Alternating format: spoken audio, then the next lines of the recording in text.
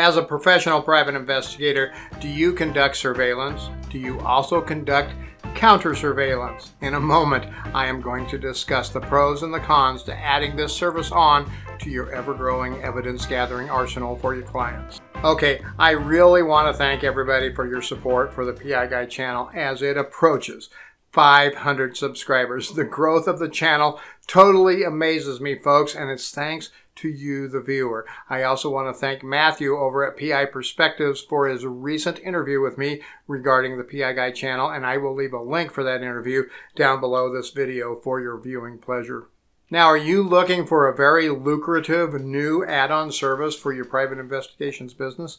Well, if you do surveillance, then adding on counter surveillance may be an easy-to-add product for your clients. Counter surveillance would consist of working with your client to see if anybody is surveilling them. Now, there's different levels of counter surveillance, from the more basic, which is what we're going to discuss in this video, to full-blown TSCM or technical surveillance countermeasures, which involves an investment of many thousands of dollars in some very high-tech equipment. Okay, staying focused on the more basic counter surveillance, why would you want to add this to your portfolio of products? Now, before we look at the answer to that question really quick, go down, hit that thumbs up, and hit that subscribe button to show your support for the PI Guy channel. The first thing that you should do is see if it fits well in your company. What other services do you offer? Who are your clients? And would this complement or complicate your current business? It might not be a good fit if you do primarily only surveillance for insurance companies. Why, you ask? Good question. If your company is doing hundreds of surveillances a year for insurance companies, and then you suddenly start advertising counter surveillance, there's a chance a subject of yours, past, present, or future, may contact you for counter surveillance. Obviously, if you are or have worked a surveillance on the potential client in the past, you would not be able to even consider taking this on as a counter surveillance client. This could lead to many issues, to include a conflict of interest as well, client confidentiality, and would be a direct violation to most PI licensing rules and laws out there. Also, if you are talking to that client about conducting some counter surveillance for them and suddenly you hear their name, the light bulb goes off, then you have to tell them you actually can't work for them. It may lead to them knowing a great deal about what you might be doing already. Now, my company still does some insurance fraud work, but nothing to the extent that I used to do. So this conflict is not as prevalent for me anymore. I will be having another video on dealing with potential conflicts of interest in an upcoming video. What other reasons might bring about a conflict of interest or reason to not add counter surveillance to your list of provided services? Can you think of any? Go down to the comments below and let me know. And while you're down there, hey, hit that thumbs up and hit that subscribe button to show your support for the PI Guy channel. Now, if you're like me and you have done a lot of surveillance in the past, then you have a huge advantage over many PIs in doing counter surveillance. You know the ins and outs of surveillance. Where do surveillance investigators like to sit? What is the sweet spot to be at? When do they go out? How do they operate? If there are multiple investigators, how do they work together? And the list goes on and on. Now, you can use this knowledge to your advantage as a counter surveillance investigator as well. You can use it to your advantage as you sell those services. As a general rule, we charge more for counter surveillance than regular surveillance due to the potential complications that are inherent to conducting counter surveillance and the levels of expertise that we have on both sides, surveillance and counter surveillance. Remember, surveillance investigators are often very aware of their surroundings, so the counter surveillance investigator must be doubly aware of their surroundings. If the PI follows your client and you're always right behind your client, this is going to be very obvious as well. If you're right behind the PI who is right behind your client, that's going to be very obvious as well. You need to discuss with your client what the objective of the counter surveillance is.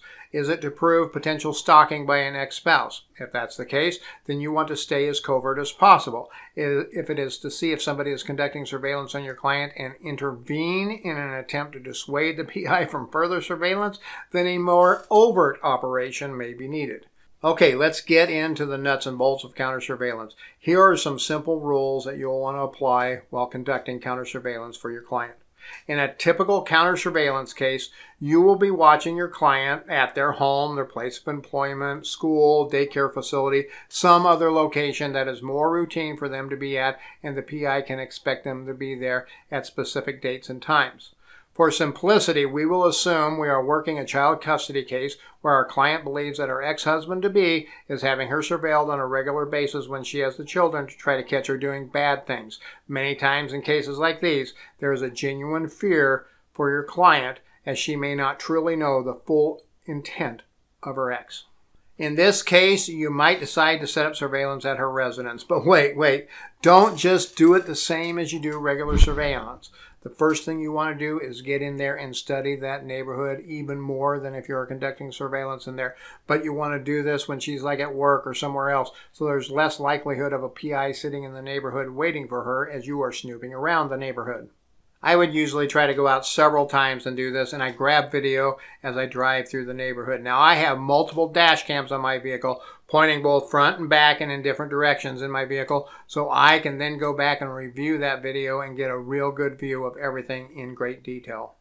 Now that you have a good idea of the neighborhood setup, you should identify the sweet spots for surveillance. Where are the most likely places that PI would want to sit to ensure that he gets a good tail and obtains video? Which way might he be pointed so that he can expect to exit the neighborhood and follow your client?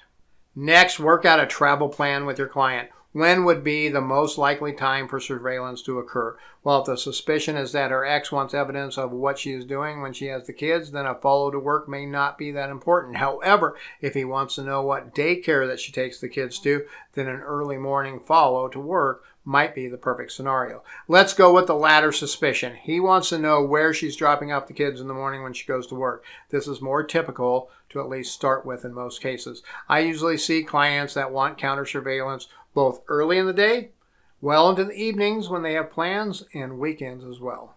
Now, if your client has any security cameras, doorbell cams, things like that, see if you can get remote access for those surveillance cameras. They can and should change their password once the case is done for their safety. If they don't, then perhaps consider adding this on as part of your intel gathering, recon, and your counter surveillance procedures. You can get a doorbell cam these days fairly inexpensively. You can set it up through your client's Wi-Fi and maybe position it by the garage door so it looks like a remote access point for the garage door. This gives you eyes on the street, and most have a very wide angle view so you can see up and down both ways on that street. Now make that travel plan with the client. She will leave at 7 o'clock in the morning with the kids. The car is going to be in the garage. She's going to load the kids up in the garage. She's going to start her car. Then she's going to open the garage. And then she's going to take off. She should also exit the neighborhood the same way she always does. No surprises. This will keep the surveillance PI on his toes as he has to react immediately. This immediate reaction is what you're going to be watching for on the camera. Now, you should be stationed somewhere outside of the neighborhood or on the exit route that she's going to be taking so you can see anybody who is following her. But keep in mind, you are on surveillance, so you'll want to be hidden too so the other PI does not notice you. Now, what do you do once your client has exited the neighborhood? Well, the first thing that you should do is go down, hit that thumbs up, and hit that subscribe button. I know. I ask that a lot, folks, but it really does help the channel out a lot. Now your client has passed you and has left the neighborhood. Whatever you do, do not just jump on her tail. I always sit and I count to 10 slowly. I know this can seem like an eternity, but it gives the PI a chance to catch up and follow her out of the neighborhood. You also have to consider that the PI may not be in the neighborhood at all. If the PI has intel and knows that she always takes a specific route every day, then a surveillance PI might be sitting somewhere else and waiting for her. So, as you follow, you need to keep your distance. Since you know what route she's going to be taking, then you can stay in a different lane and stay back a ways. Maybe even pass her sometimes and let her pass you.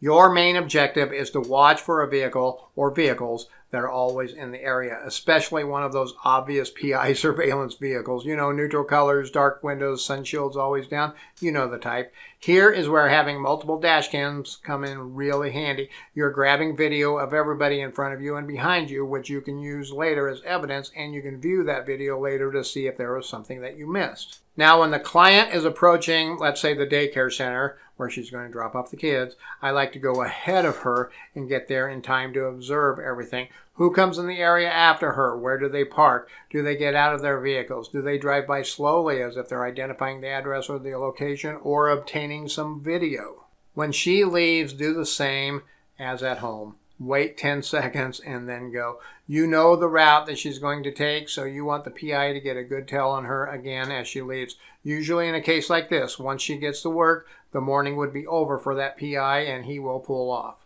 Now, let's cover those important tips really quick. Go down, hit that thumbs up, and hit that subscribe button and show your support for the PI Guy channel. Make sure you know the neighborhood inside and out. Make several trips there and get video or photos to review as you plan the case. Have a stationary video camera installed somewhere on the client's property that you can see directly in front of the residence as well, up and down the street on.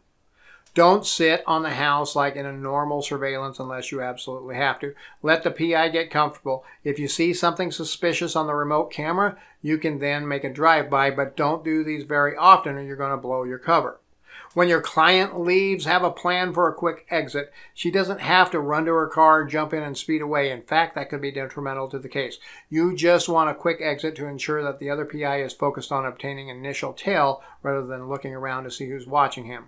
Communicate with your client. Make sure this is done covertly and safely, like with earbuds or the speakerphone. Even though you know the route that she's going to take, she might see something that you don't, or you might get hung up at a red light and you need her to slow down.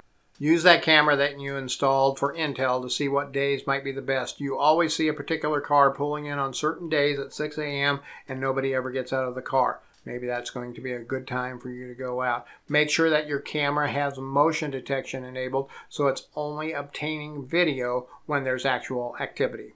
Work it multiple days to obtain video of a pattern once you know the surveillance is real. This tells the judge or the court that this was not a one-off thing. It tells them this is a habitual thing that the X is doing. Now, of course, you will have to identify that PI, so you need plates and photos and video of him or her as well. I would not confront them in most cases. Rather, just let the client's attorney subpoena them to court when they need them to show up. Hey, here are 2 more videos that I made just for you. Thank you so much for watching the PI Guy, tips, tricks, and advice for professional private investigators just like you. Now, really quick, go down, hit that thumbs up, and hit that subscribe button to show your support for the PI Guy channel. And remember, folks, stay safe out there.